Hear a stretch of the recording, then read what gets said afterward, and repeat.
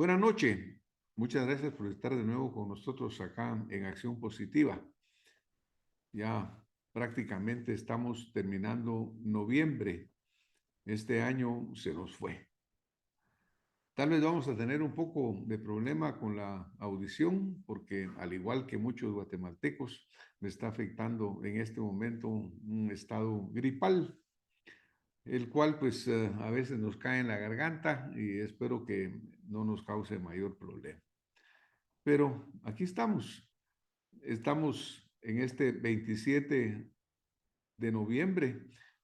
Recientemente en Estados Unidos de Norteamérica se celebró el Día de Acción de Gracias, el cual es una tradición muy propia de este país. Y realmente es muy interesante su historia, porque fueron estos inmigrantes que cuando salen de Inglaterra buscando una vida mejor en muchos sentidos, particularmente en cuanto a la libertad religiosa, en cuanto a la libertad de poder gobernarse como ellos pudieran estar mejor. Pasan temporadas muy duras, ponen sus cosechas y finalmente resulta que logran verdaderamente que la tierra florezca, reciben la bendición de que llegan los diferentes productos y ellos para festejar, para agradecer lo que encontraron, pues celebran el Día de Acción de Gracias, que en realidad es el día más importante para la población de este gran país. Obviamente, cuando ellos hacen estas siembras, hacen esta lucha en condiciones pues duras, porque el invierno por allá puede ser diferente, y tienen el fruto que produce la tierra, que produce la agricultura, cuando logran agarrar ese pavo que significa ya significado de ahí para acá, la cena tan importante del Thanksgiving, el Día de Acción de Gracias, pues es obviamente una respuesta a una bendición de Dios. Pero mucha gente en el mundo todavía sigue teniendo y sintiendo el flagelo de la pobreza. La pobreza es una palabra muy dura, es una palabra que oímos constantemente, que es muy cruda y tiene muchas definiciones, tiene muchas definiciones. Y lo interesante o lo realmente cruel es que realmente esa pobreza muchas veces encontramos nosotros haciendo contraste entre áreas de una gran pobreza con áreas de un gran desarrollo, hablando de esta terrible desigualdad, porque la pobreza tiene, como decimos, muchas definiciones. Por ejemplo, como médico, podemos decir que es una epidemia que afecta a millones de personas en nuestro planeta. Es la mayor epidemia y está presente por siglos. Ahí está. De repente mejora, de repente empeora, pero presente. La pandemia del COVID causó problemas, se vuelve después una epidemia, pero nada como la epidemia de la pobreza. Si hablamos en términos de economía, pensemos, es la carencia de los bienes y servicios necesarios para satisfacer las necesidades básicas. Estos serán los considerados como pobres. Necesidades básicas, pues obviamente la alimentación, el techo, pero también la felicidad, porque recordemos nosotros que todo ser humano tiene derecho a ser feliz. Y cuando no hay comida en el estómago, cuando no hay un techo que proteja de la lluvia o del sol, pues obviamente no hay felicidad. Entonces ahí también golpea duramente la pobreza. Una persona es pobre cuando solo tiene entre el 40 y el 50% del ingreso medio del resto de la población. Obviamente, también las necesidades deben de ajustarse de acuerdo a cada lugar. Está aquel dicho que dice, es más rico el que menos necesita, porque en esta sociedad que nos hemos acostumbrado a vivir, en esta sociedad de oropel, pues muchas veces la gente pierde de vista lo importante y se queda por lo que es absoluta y pura vanidad. Con el 60%, una persona está en situación de riesgo de pobreza o de exclusión social, cuando solamente llena el 60% de sus necesidades. Porque también tenemos que recordar que existe la precariedad económica, es decir, tengo, pero no me alcanza. Y cualquier cosita me desestabiliza, me saca de mi presupuesto, sobre todo en países como los nuestros, en los cuales no hay una adecuada protección a la salud. Entonces, cuando una persona enferma, no hay un sistema nacional de salud que vele por él y tiene que ir a pagar, por ejemplo, estudios médicos caros, medicinas caras. La educación.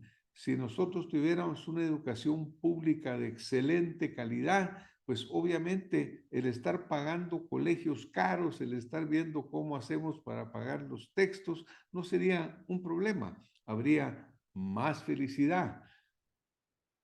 Aunque hubiera pobreza, habría más felicidad. Los tipos de pobreza sabemos que pueden ser desde la pobreza absoluta o extrema, puede haber la pobreza relativa. La pobreza extrema verdaderamente es lamentable que aún haya millones de personas en el mundo que la padecen.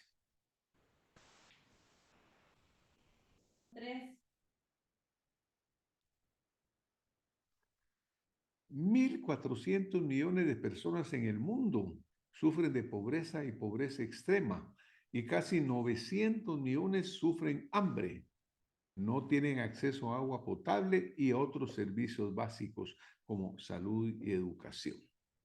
Unos 783 millones de personas viven por debajo del umbral de la pobreza internacional, con menos de $1.90 al día.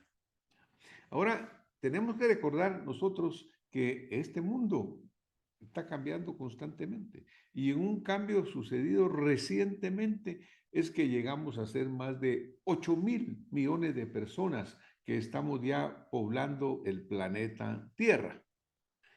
Lo lamentable es que en términos generales, casi la mitad del mundo, 4.000 millones de personas, viven con menos de $6.85 al día, que es la línea de pobreza en países de ingreso mediano alto, esa precariedad.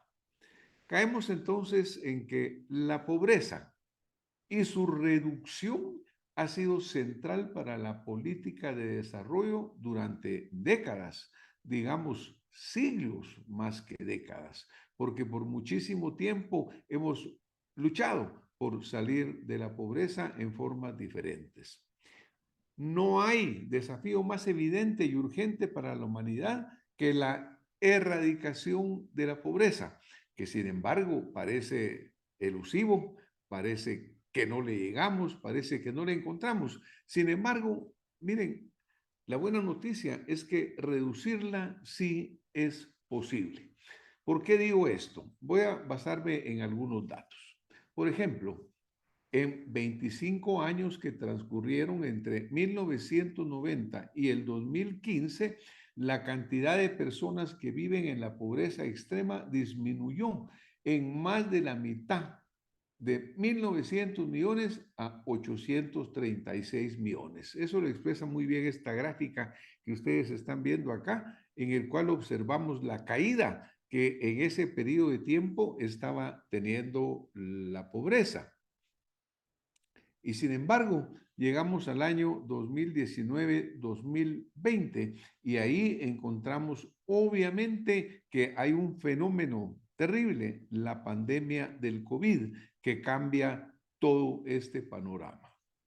Porque realmente durante los 15 años de los Objetivos de Desarrollo del Milenio, el porcentaje de gente que vive en la pobreza, menos de 1,90 por día, cayó de casi 27% en el año 2000 a 9% en el 2017.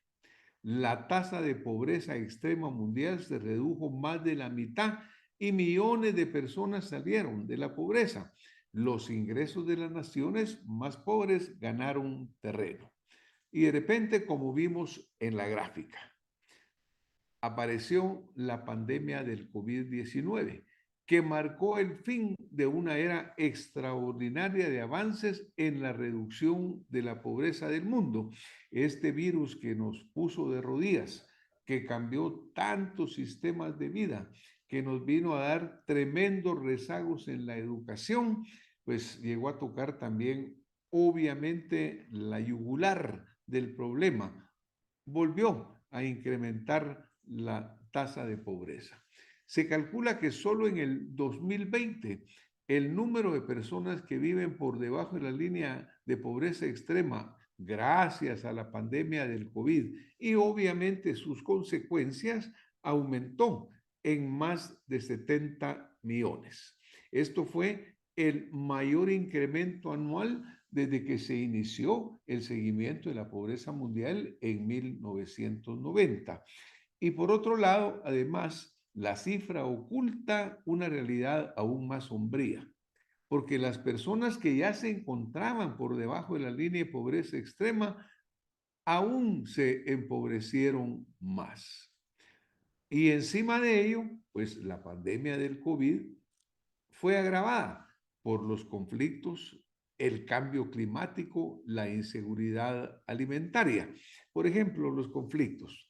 Todos sabemos de la guerra de Ucrania, que ahí sigue todavía la guerra y siguen sus efectos. En un momento determinado, Ucrania, que es un granero para el mundo en muchas cosas, dejó de exportar trigo, dejó de exportar petróleo, se volvieron los grandes problemas internacionales por el abastecimiento de gas, por ejemplo, del área de Rusia hacia los países europeos. Y todo eso llegó simplemente a dar una tremenda inflación, a un incremento continuo en los costos de los productos y del costo de la vida, que todos lo estamos sufriendo actualmente. Por ejemplo, Estados Unidos de Norteamérica llegó a tener porcentajes de inflación del 9 o más por ciento, nunca vistos en su historia. Hubo que subir las tasas de interés en ese país por la Reserva Federal para evitar que siguiera la inflación. Y en los países nuestros, pues obviamente fuimos objetos o fuimos reflejo de los efectos que se produjeron cuando hubo retraso en la existencia de materias primas, en la logística para trasladarla, en fin, en tantas cosas que impactaron en la producción nacional, que impactaron en nuestra forma de vida y que subieron significativamente también los costos de vida. Para un rato. Afortunadamente, como vimos hace un momento, o como comentábamos, la pobreza no es inevitable, ni tampoco tiene que ser permanente, pero tenemos que tener conceptos muy claros sobre este tema, porque algo claro es que no se le combate redistribuyendo la pobreza o consumiéndonos lo que ya hay. La única forma es creando constantemente más riqueza. Cada día somos más gentes en el mundo, cada día los humanos somos más y más y más. Entonces, obviamente, si nosotros nos limitamos a querer redistribuir lo que ya tenemos, prácticamente no vamos para ningún lado. Siempre hay que buscar crear más riqueza. Se crece produciendo. Y aquí debemos de tener claro que la única tarea que los gobiernos deben de tener es generar seguridad jurídica y estabilidad institucional para que los ciudadanos podamos trabajar en paz, podamos crecer. Yo he recorrido Guatemala y cuando veo a cada guatemalteco trabajando con muchos deseos, con mucho entusiasmo, y vemos cómo las diferentes comunidades pues están activas y se mantienen comprando, vendiendo, sembrando, creciendo, pues realmente estimula. Cuando hay problema es cuando empiezan los gobiernos a poner medidas que nos dificultan la vida. Por ejemplo, el alto costo de los combustibles, con medidas tan sencillas como eliminar el impuesto a la distribución del petróleo, que simplemente no lo están usando, porque también cuando uno visita Guatemala por carretera, se encuentra que las carreteras están destrozadas.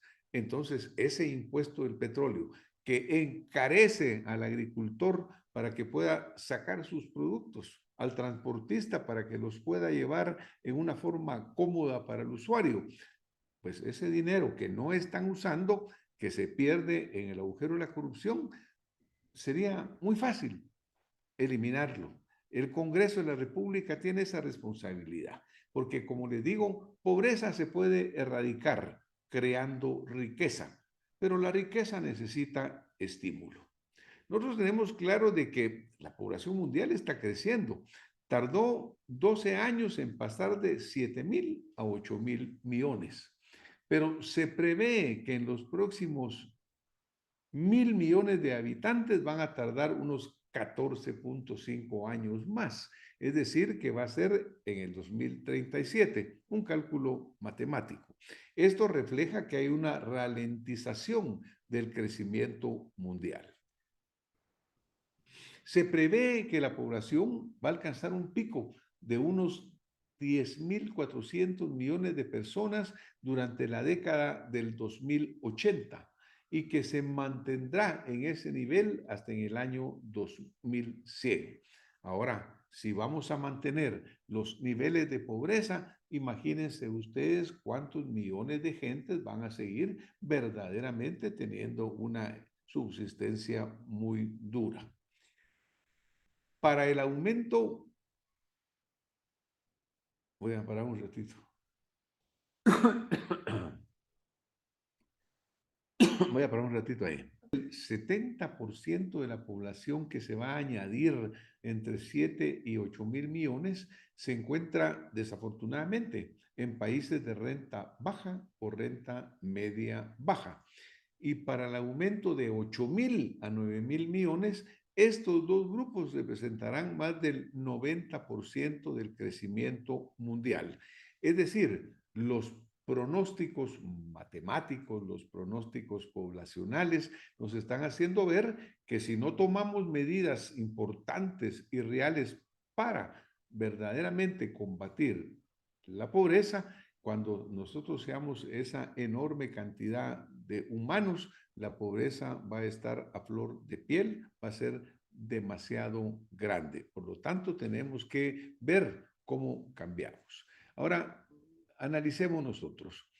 ¿Cuáles son los factores que determinan la capacidad de un Estado para salir de la pobreza? Y cuando hablo de un Estado, hablo de un país, hablo de un continente, hablo prácticamente de toda la tierra, porque realmente en una forma u otra los errores o virtudes que cometen los gobiernos en los diferentes estados están relacionados unos con otros.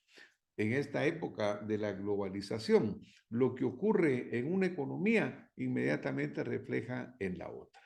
Si las tasas de interés suben, por ejemplo, en Estados Unidos de Norteamérica, obviamente van a afectar las tasas de interés en los países con los cuales tiene muchísima relación comercial.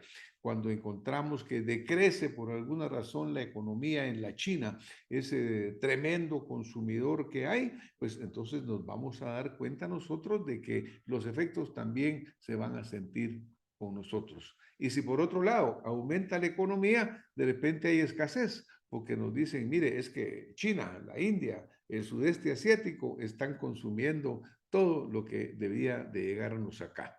Si la guerra se da en Ucrania, no llegan los granos, no llega el petróleo. Entonces, a ver, ¿qué factores son importantes para determinar que un Estado tenga plena capacidad para salir de la pobreza de su población? son varios factores, pero por ejemplo, tratemos el hecho de que está demostrado que países que tienen instituciones estatales fuertes permiten reducir la pobreza 2 veces más rápidos que en aquellos países con capacidad endeble. Con aquella capacidad endeble, acá no brota ni salta la palabra corrupción, pero obviamente todas estas países en los cuales las instituciones no están fuertemente constituidas son verdaderas caldos de cultivo para que se produzca la corrupción, y la corrupción es el cáncer peor porque hace que los recursos que deben de ir invertidos en reducir la pobreza, en dar bienestar a la población, pues se pierdan.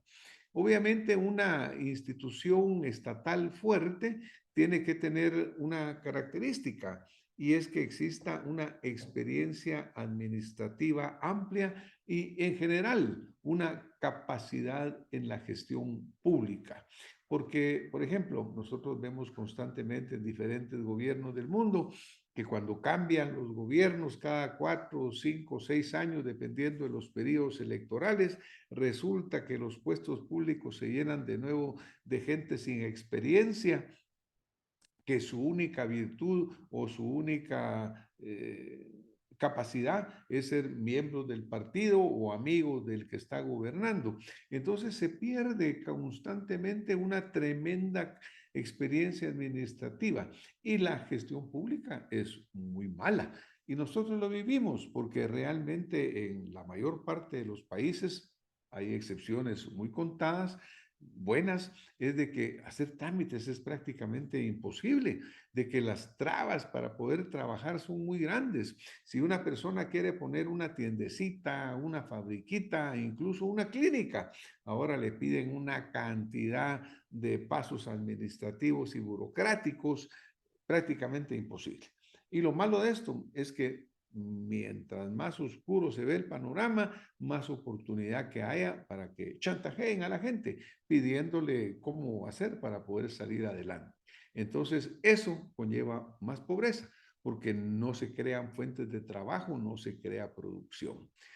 Obviamente, un pleno Estado de Derecho con independencia de poderes es fundamental, porque en aquellos estados, mientras más pobres, mientras más ignorantes son, pues más dictatoriales se vuelven, porque en esos países no hay un juego democrático, no hay un juego en el cual verdaderamente el ciudadano pueda tener acceso a ser parte de un sistema y estar en su desarrollo, sino que simplemente las dictaduras del tipo que sean, porque ahora hay diferentes dictaduras, desde antes que eran, digamos, dictaduras militares, por ejemplo, ahora hay dictaduras civiles con las leyes que prácticamente son tan duras o peores como las dictaduras unipersonales. Por lo tanto, el pleno Estado de Derecho, la independencia de poderes y el hecho que los gobernantes sepan que tienen limitaciones en sus facultades benefician el combate a la pobreza. La ausencia del Estado, particularmente en áreas rurales, incrementa la pobreza. Cuando hay inseguridad, cuando hay intranquilidad de la población, cuando no hay garantía de que uno sale de su casa y puede regresar, y cuando no hay una autoridad a la cual recurrir, pues obviamente las condiciones para trabajar y prosperar no son buenas. Si hablamos de programas y acciones deseables, definitivamente hay muchos programas que se han puesto a lo largo del mundo. Muchos de ellos son buenos y muchos de ellos persisten, pero su ejecución es muy mala o no se logran hacer muchas acciones. Por ejemplo, tenemos los Objetivos de Desarrollo Sostenible, que vinieron a reemplazar a los Objetivos del Milenio, que llegaron a su fin. Vimos que en ese periodo de 15, 25 años se obtuvieron resultados muy importantes. Se bajó la pobreza. Lo vino a distorsionar absolutamente todo la pandemia del COVID, pero bueno, ahora tenemos, después de una reunión de los mandatarios mundiales y de los países más fuertes de las Naciones Unidas, encontramos que tenemos los Objetivos de Desarrollo Sostenible y obviamente la erradicación de la pobreza es de los primeros objetivos fundamentales. Y ahí, junto a ello, se van uno tras otro, porque esto es una cadena. Cuando nosotros disminuimos la pobreza, mejoramos la educación. Sin embargo, para que cumplamos con esa fecha límite, que es el 2030, tenemos que ver que 120 millones de personas salgan de la pobreza durante ese periodo. Las medidas eficaces deben centrarse, obviamente, en los más vulnerables. Debemos nosotros asegurar el acceso a los recursos naturales bien utilizados, a la tierra y al agua. Tenemos que evitar la depredación, la deforestación, la contaminación, porque, por ejemplo, en Guatemala tenemos un país rico hídricamente, pero 95% de las fuentes están contaminadas por el mal uso de la forma como se desecha la basura, por ejemplo. También es necesario asegurar el acceso a los servicios básicos y a todos los servicios básicos como la salud. Y también tenemos que apoyar a las comunidades afectadas por los conflictos y desastres relacionados con el clima. Ya hemos hablado muchas veces acá que Guatemala es un país con una tremenda vulnerabilidad climática. Somos el 27 o 28 país en cuanto a los riesgos y como el séptimo u octavo en cuanto a nuestra exposición. Es decir, nuestros gobiernos deben de prepararse para responder a las necesidades de los cambios climáticos. ¿Cómo? Con honestidad, con capacidad, porque desafortunadamente también muchos fondos se han perdido en nombre de esa vulnerabilidad.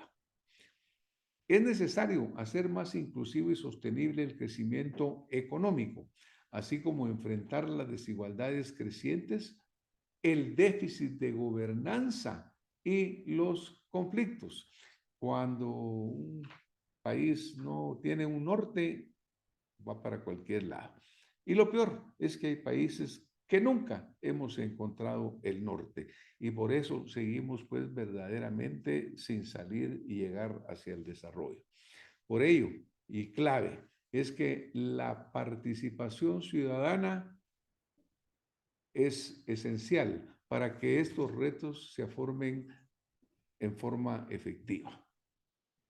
Hay que participar ciudadanos.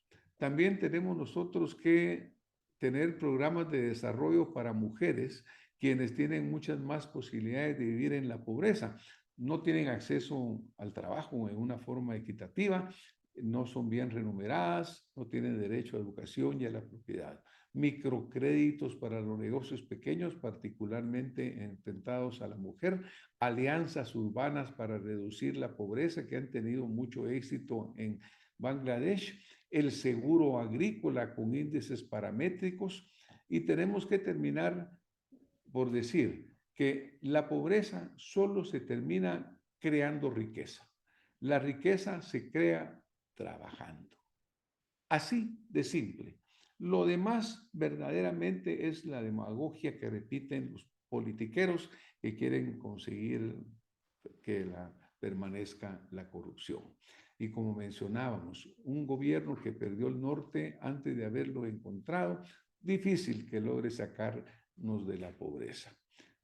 Gracias por haber estado esta noche con nosotros. Aprovecho por enviar un saludo a los periodistas en su día. Orgullosamente soy miembro de ese gremio y pues obviamente tenemos que cumplir con la misión de informar en forma objetiva, veraz y correcta a toda la población.